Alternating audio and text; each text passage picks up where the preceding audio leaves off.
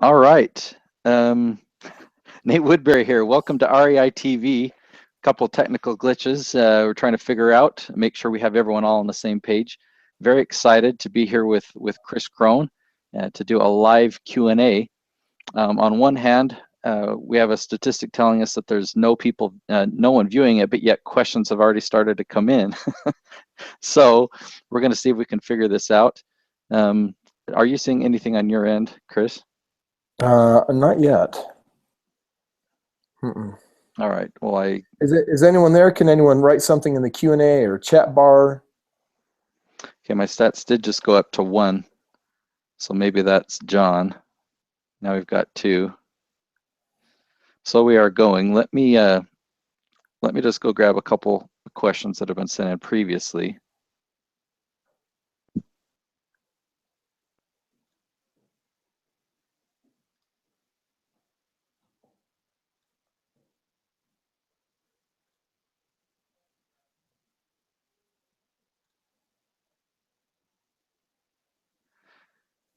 Now, if there is a challenge in sending your questions in, Twitter always works. And so if you send in a question using hashtag REITV, and you can also connect that to the Twitter account at REInvestorTV.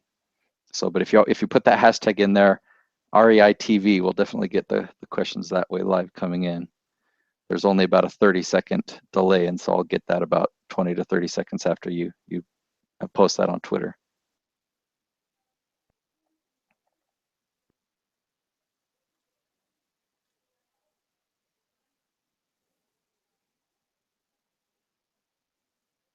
Well, we've got, the numbers have gone up. We've got 6 viewers now. Send in your questions.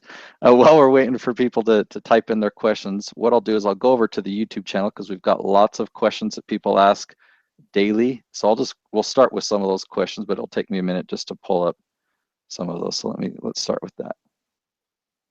Does that sound good, Kris? Yeah, absolutely.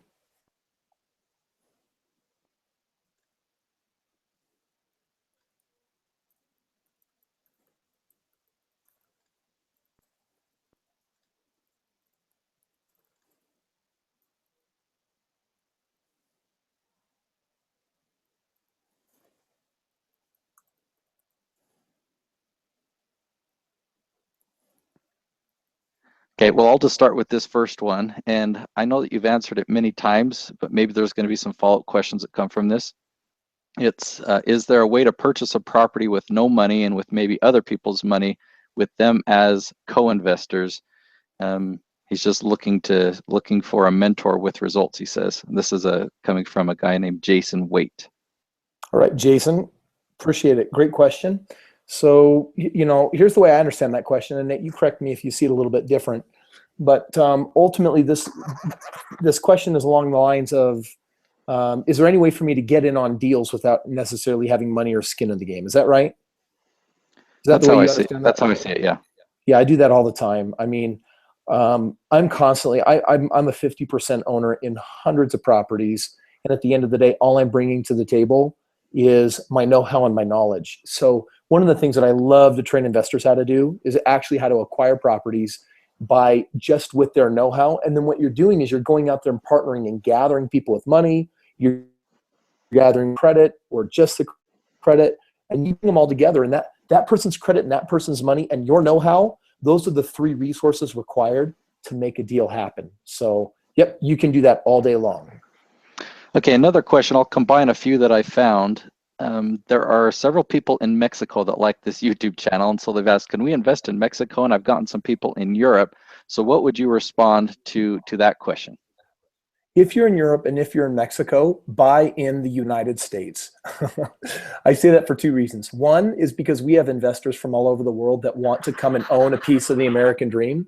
The other reason why I bring it up is because I don't know how to invest in Mexico. I don't know how to invest in Europe. And so part of that is just by admittance of my own lack of knowledge of how to do that there. A lot of these strategies are going to carry over, but you got to be familiar with your laws of the land. What I do is I help import investors to America where you can get these ridiculous returns in our country. All right, another person says that they have no credit. They've saved $10,000, so they have that much in savings. and they want to buy real estate, and so they're self-employed. Just wondering what advice you have for them.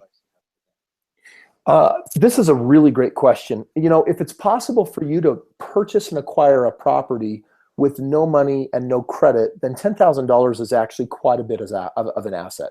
For example, one of my favorite strategies is to buy a house and do what I call a sandwich lease. Do you know how many people are out there that are renting, looking for a first and last month's and current month rent, which might total $3,000 or $4,000 or $5,000? And that's just a normal rental situation. I call those people up and say, instead of renting, can I live there for the next 5 years and actually buy this house? And let me give you your $3,000, $4,000, $5,000 to acquire that option. Well, before you know it, you've actually negotiated a price, you've negotiated a cash flow, and on the right deal, you can produce a spread, which means you could go into a property that you're renting for $1,000, but you can sublet for $1,500. A property that you can buy for $160 that you can sublet and tie up for $200,000. Well, now all of a sudden I've got $40,000 of equity and I have a $500 a month cash flow, and it might take me $4,000 or $5,000 to do that. I might need to cover a month or two of rent before I put someone in that house. So I might be $6,000 or $7,000 out of pocket to walk into $40,000 of equity. I didn't need credit. I didn't need a bank. And now I have someone else that came into that home and they're giving me a $3,000, $5,000 or $10,000 down payment. So I'm likely going to recuperate all my money immediately. Within 90 days, you are $0 usually out of pocket whatsoever. And you just walked into $40,000 of equity, milk that cash cow for the next, 2, 3, 4, 5 years. And you're probably going to make $70,000, $80,000, $90,000 on that home before you sell it. So is $10,000 sufficient? Absolutely.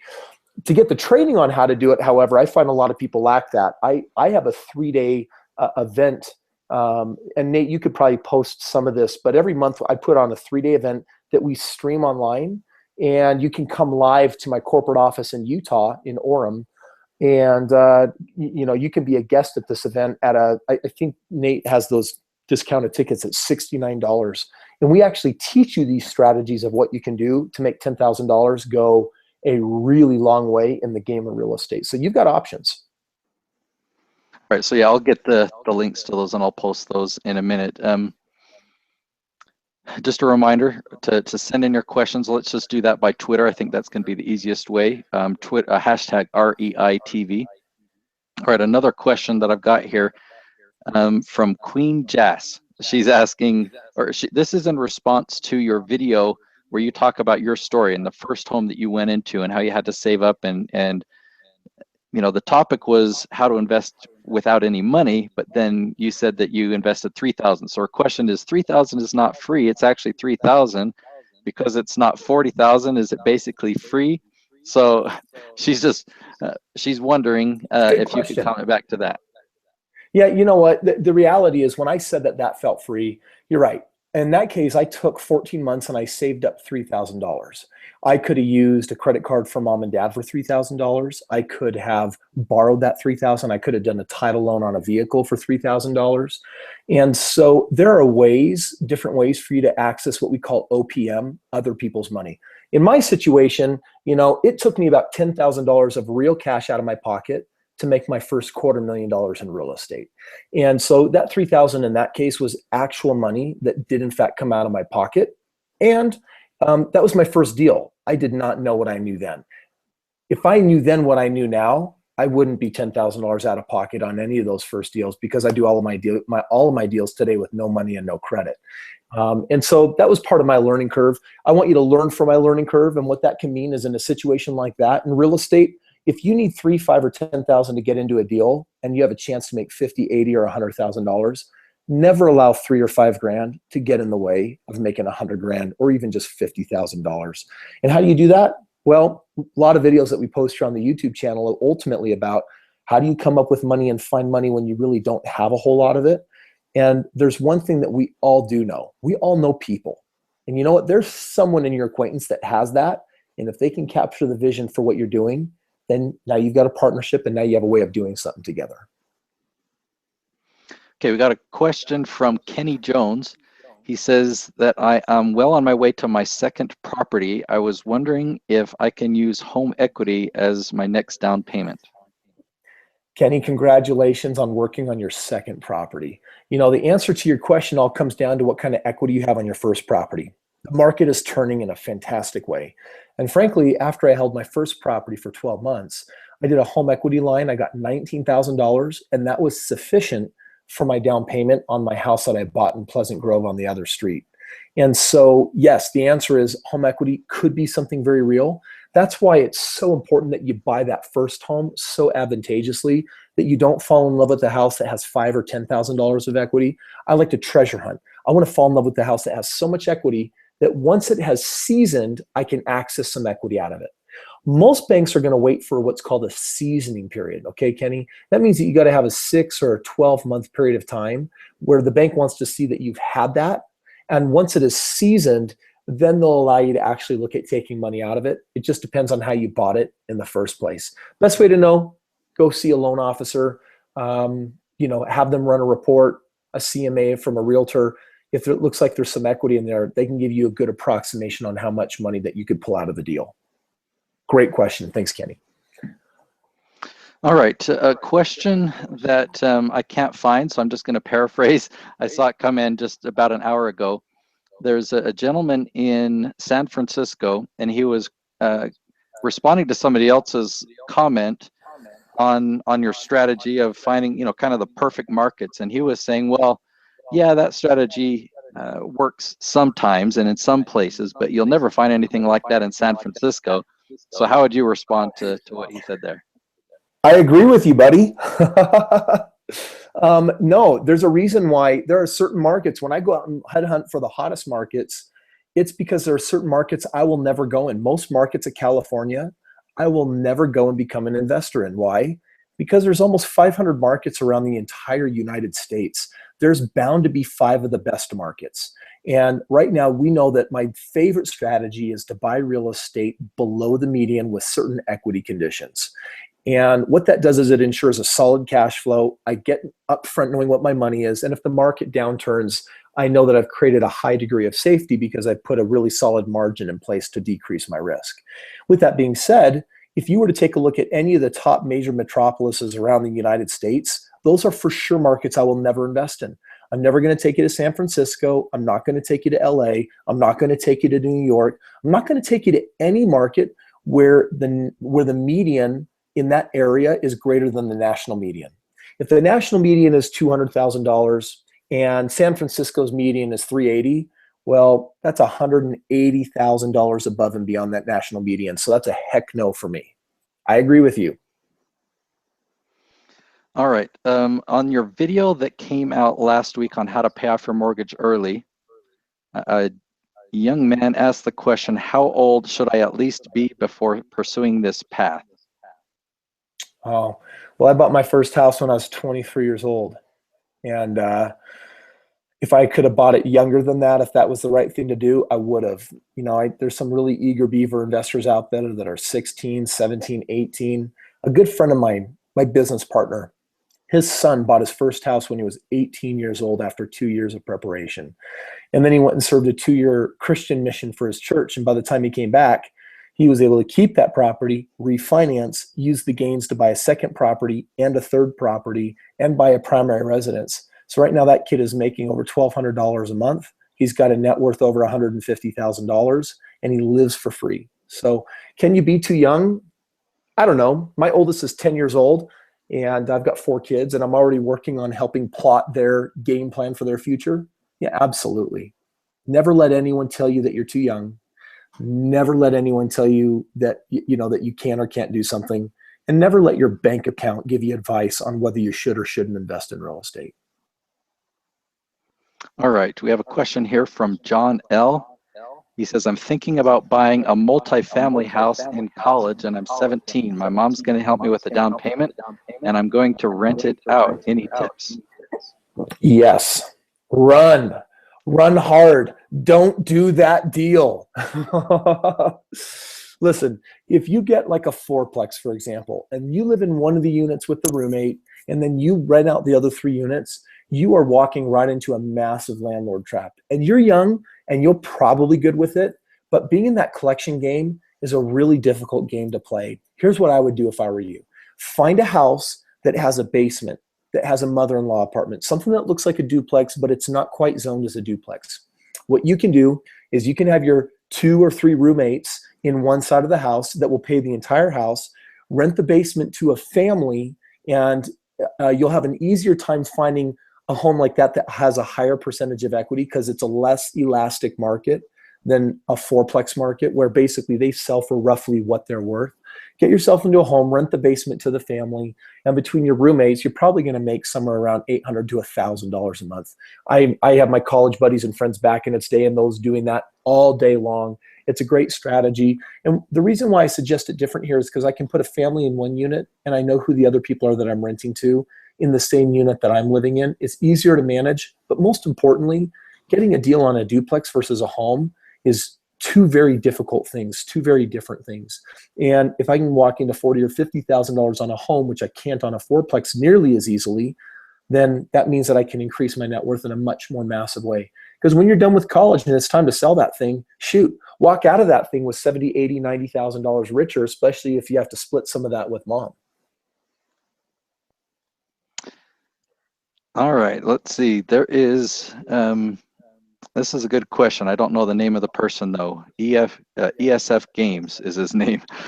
He says, I've been thinking about investing in real estate for a while and was wondering if you think it's easy manageable to do real estate next to your day job. You know what, for me, I was so motivated by getting out of my day job that was an easy answer for me. I was willing to work the extra time. I was willing to work lunches. I was willing to work because I knew that it had the freedom to get me out of my day job. Now, I was super motivated. You might like your day job, but if you don't like your day job, then the answer is absolutely. You absolutely sure can. If you love your day job, the answer is yes, absolutely. You sure can. And so it really just comes down to you. The beautiful thing about finding the right vehicle in real estate and being an entrepreneur is that you're not trading one full-time for another full-time. You know, most of my investment properties, they require a fraction of the time that a day job does, and yet they make me far more money. I mean, I make more money on one deal than I do an entire year working at my old job, and yet there's time to do another dozen of those deals inside of a year. So can you make the time? Absolutely. Will it depend on how motivated you are? Absolutely. Okay, here's a fun one. But how do you physically start investing? Do I buy the property myself and just charge people under the table? Or do I buy the house from a real estate business and somehow become the head of a property and charge people through the real estate business? Where the heck do I learn the basics of the basics? It seems everyone knows these things but me. Yeah, you know what? Listen, your question definitely tells me that you are at the beginning of your learning curve and trying to figure out how to like make sense of this entire game. This 3-day course I talked about earlier that we stream even online, so I got people all over the world that can join and watch this. I would definitely recommend that for you. The class is going to take you soup to nuts from the ultra basics into the most successful strategies over that 3-day period of time, so that you get way clearer on what those next steps are going to be for you that are going to be best to take your next steps. But you're absolutely right. You got to get the basics out of the way. Sometimes people move forward and buy a property without really knowing what they're doing. And that can be one of the most financially fatal mistakes of their life. So training, it is in order. And that's why I put this 3-day course together. And you know what, there's some minor cost to putting it on. So I have a discounted price for that $500 course where you can get it for $69. $69, and you get a chance to spend 3 days online. Or my recommendation, fly in town to Salt Lake City and come actually to my corporate office and sit down with us over the table for 3 days. We put these small groups together, and you walk away with such an incredible wealth of knowledge. You'll know exactly what's up, what's down, and you'll know exactly where you stand by the end of that 3 days. All right, I am working on getting that link. I'm just juggling a couple things. But I did find, let's see. Oh, I just lost it again. Sorry, guys. Oh, there it is. Okay. So Yanni is asking, he first compliments you on sharing all this wisdom in the YouTube videos, and then he says, don't you lose potential ownership of houses by sharing with everyone what you do? You know what? There's what is it, 380 million people inside the United States, and I've got way more deals coming out of my ears than I can possibly do. I choose, Yanni, to live in a world of abundance instead of scarcity. A world where there's far more than enough to go around for everybody. I mean, I'm certainly having my fill. I mean, right now I feel like I'm sitting in the land of the chaos of abundance because there's just too many opportunities and they're all around me, and I'm acting on as many as I possibly can. But you know what? For my family, my friends, my loved ones, these deals are available to you too. And you know, every month I probably have 50 deals I pass over that I could do, that I want to do. And it's too much with everything going on. You know, when people become a part of my private investment club, I just hand those deals out to them. So in my world, I choose to live in a world where there is a great abundance of prosperity. There's a great abundance of money and wealth and resource and time and effort and energy and other people's ideas. And my job is to take all that unorganized matter and organize it. And by doing so, I produce wealth and I produce benefit for other people. There's more than enough for you, more than enough for me, more than enough for all the people that rise up and say, you know what, I want to take control of my financial destiny. All right. Sam Haydary asks, what did you study in university? Well, like that really matters, right? I had already bought, I think, my 12th home by the time I graduated college, university. And I wanted to be a doctor. And then after taking my first 2 semesters of chemistry, I decided that I might die of chemistry. And so I basically dropped out of my pre-med program. And sorry, my cat just opened the door. And, you know, from that time on, I tried on psychology and being a teacher and a lot of different things, but my real estate business was up and going. So I just decided it really didn't matter what I got a degree in. I ended up getting a degree in marriage, family, human development, same as my wife. The short answer, it's like family counseling. And I got 4 kids. So, you know, I definitely put that to use in a very private and personal way.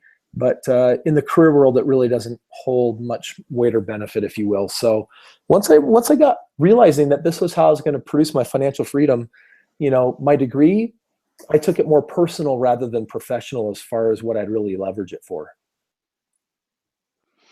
All right, I'm going to share a comment or question from Kevin. It says, this was a great video. This is on the video of your real estate valuation methods.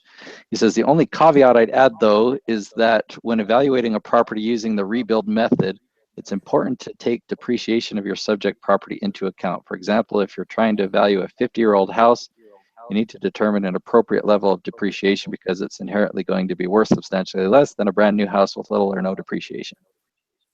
I totally agree. There's no argument on that one. When you're doing a CMA, a comparable market analysis, the nice thing is most MLS tools around the country, because they're all regionally defined, will normally take depreciation and age of the home into account. So you're right on. All right, just did another search of the Twitter feed, and we have not had one question come in using that method. No one has put in hashtag REITV. We have 11 viewers on right now on our Google Plus page. We've had a couple. Can they use this chat function right here? No one has tried. Someone has commented, or a few people have commented on the Google Plus page for this Hangout, but no one's asked any questions there. They've just put in a couple comments. Let me just find out. I just said, hello, anyone there? Ooh, that's a picture of my wife. I'm logged into Google Hangout as my pretty wife. Right. Cool. But listen, I just said, hello, is anyone there? Can you just go ahead and hit Y? And that will tell us that that chat function is in fact working, because we'd love to hear from you, speak with you, and know what we can do to serve you during this Google Hangout time. Yeah, our numbers right now, we're up to 12 people on this live, so we should be able to get your questions. So if you're not familiar with Twitter, go ahead, Kris. Yeah. I was just going to say, if you're here on the Google Hangout, in the top left corner, it says chat, open that box up, and that's where you have a chance to enter in your questions or even just acknowledge your existence so that we can see that this is in fact working.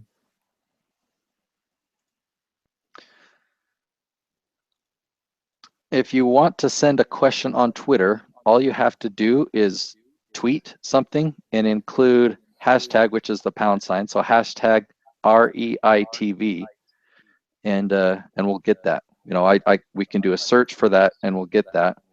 If you do it on the RE Investor TV account, Twitter account, and just do that as a reply, But all you have to do is send out a tweet with that hashtag and we'll get it.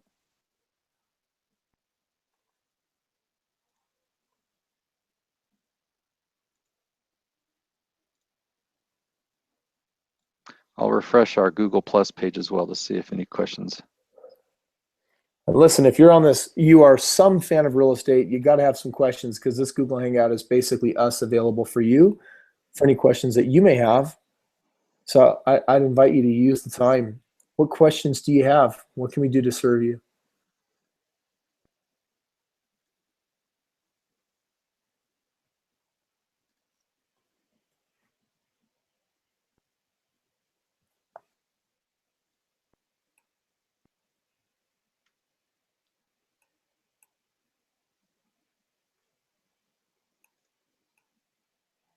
Well, Nate, that was 30 minutes of answering questions. If we don't have any other questions, where do you want to go from here? Yeah, I agree. I mean, I could keep pulling questions off of YouTube, but the greatest value is answering, from our, we've got a dozen viewers here. I apologize if you're trying to send in questions and somehow we're not getting them.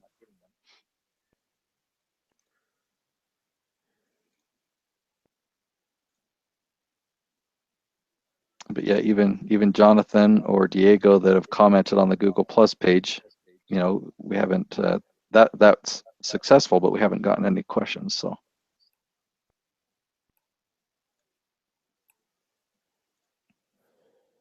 Well, here's what we'll do.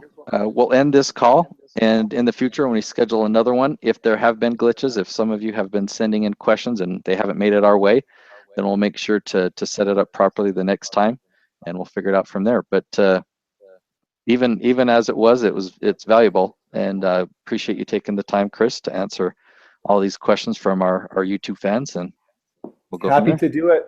I appreciate it. Love producing these videos for you guys. I hope they help you get out there and produce wealth and financial freedom for your futures. Thank you very much.